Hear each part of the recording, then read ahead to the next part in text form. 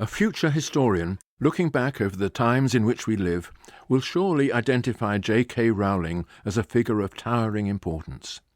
In a way that has few precedents since Peter Pan and Wind in the Willows, she has captured the collective imagination of the British people and filled our minds with characters and attitudes that have served as a shared frame of reference, not only in our daydreams, but in our hopes and intentions too. Through her social media presence, she has set out to turn the mind of the nation towards the soft socialism that people like her can afford. And she strives to reduce the complex world of politics to a simple battle between good and evil, of the kind that goes on forever in Hogwarts. There are those among my literary colleagues who dismiss the Harry Potter books as lowbrow literature based on cardboard characters dropped into whimsical plots that go nowhere. I don't agree with them. J.K. Rowling enjoys the kind of success that only a writer who has touched on real and universal sentiments could achieve.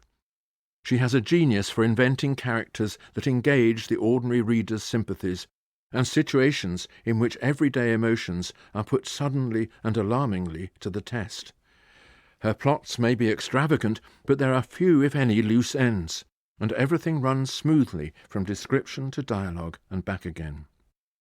She also has something of Dickens's genius when it comes to names. Dumbledore, Voldemort, Malfoy, Hagrid, Hogwarts, these and many more are now household property, like Magwitch, Peggotty and Oliver Twist. All in all, I would credit J.K. Rowling with having made a real contribution to literature, albeit literature for children. Children's literature is of two kinds. On the one hand, there are stories addressed specifically to the child's state of mind, and which play with those primordial emotions that are the residue of hunter-gatherer terrors. Of this kind are the folk tales collected and embellished by the Brothers Grimm. On the other hand, there is literature that is aimed not at the child, but at the idea of the child, literature that frames the childish mind, treasures it, and also uses it to convey truths about adult reality. Among works of this second kind are some of the masterpieces of our literature, including the Alice books of Lewis Carroll and Mark Twain's story of Huckleberry Finn. Children's literature of this second kind is about the world as it really is, but written in such a way as to put the innocence and guilelessness of the child in the centre of the narrative. Children's literature of the less artful kind is not about the world as it really is, but about the world as children perceive it, when deprived of adult wisdom and experience. It is a magic world, organised by occult powers and spells. It is also a simplified world, in which good and evil are revealed in concrete terms and divide reality between them. It is a world without responsibilities, since these are all in other hands, and the child who falls into such a world needs only one kind of knowledge, which is knowledge of the spells that will summon the forces of good to protect him and chase the forces of evil away. Such a world is the one described and richly furnished by J.K. Rowling, and her artful narrative will elicit the greatest praise from all who have ever tried to invent a good night story. But it raises some important questions about our culture. For although the Harry Potter books are children's stories, they have escaped from the good night moment and invaded the adult working day. The names of their characters are on everybody's lips. The internet offers Harry Potter names for dogs, cats and ponies. J.K. Rowling herself invites you to baptize your favourite or most hated politician from the resources of her lexicon, Mrs. May being clearly a Dursley, even if Corbyn has not quite reached Dumbledore status. The most interesting aspect of the Potter stories, anthropologically speaking, is that they rely on an old-fashioned and very English form of enchantment, while avoiding all reference to our traditional religious beliefs.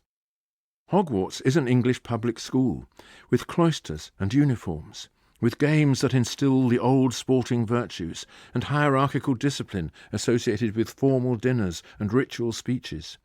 It is a great Gothic chapel, but with no altar and neither hymns nor prayers. So how is its enchantment maintained?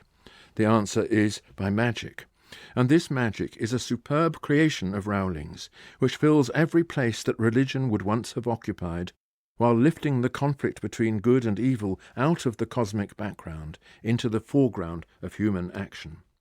The conflict is revealed in forms and faces, in clefts and costumes, in the shapes and shadows of this creepy institution. Like the poet invoked by Shakespeare, Rowling has given to airy nothings a local habitation and a name. But her form of enchantment also reminds us why religion and magic have been at loggerheads. Religion tells us that we do not have power over the world, and that we must learn to accept our limitations and to recognize that our salvation depends on the God who will rescue us. When we pray, we do not command the world to obey us. On the contrary, we humbly acknowledge our lack of power and ask God to intervene on our behalf. Prayer is a recognition of our weakness and a resolve at the same time to deserve God's help. In this respect, prayers are the very opposite of spells. The one who casts a spell is assuming power over reality. He has no need of God, since he is God. He is assuming the powers of the Creator and subduing life and matter to his will. When alchemy was condemned by the medieval church, it was as a blasphemous attempt to usurp God's power.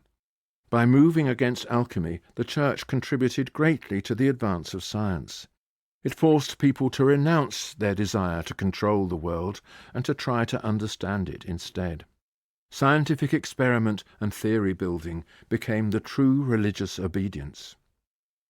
I distinguished two kinds of children's literature: the kind that exploits the primordial fears and hopes of the child, in which magic plays a controlling part, and the kind that looks with the eyes of a child on the real adult world and brings a measure of innocence to what it sees there.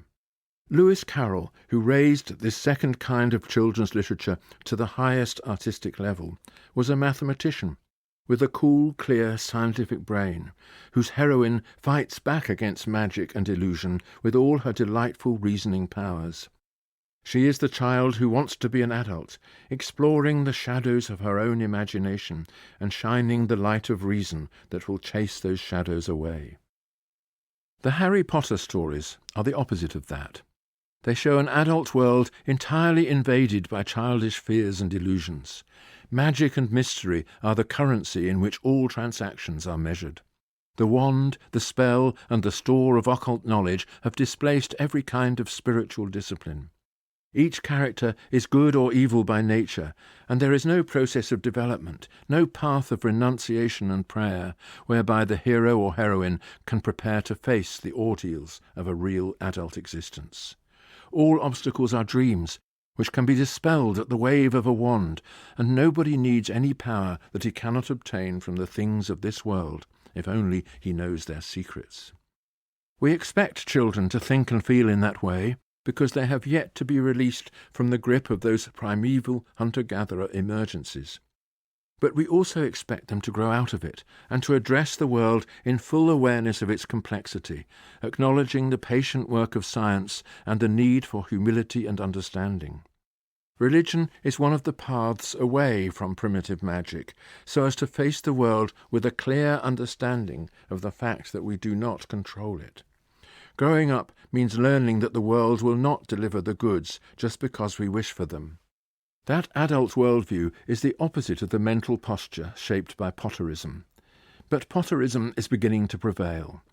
Rowling's hero and his circumstances have so invaded the culture that people are beginning to live in a kind of cyber-Hogwarts, believing that all is within their power, since wishing for something is halfway to obtaining it. Maybe the soft socialism that is growing in the new generation of adults is partly explained by this. If you suffer from a Potter overdose, so as to see the real world too in terms of occult powers and the spells that unlock them, you are more likely to think that what you want will be provided just by clicking on a screen.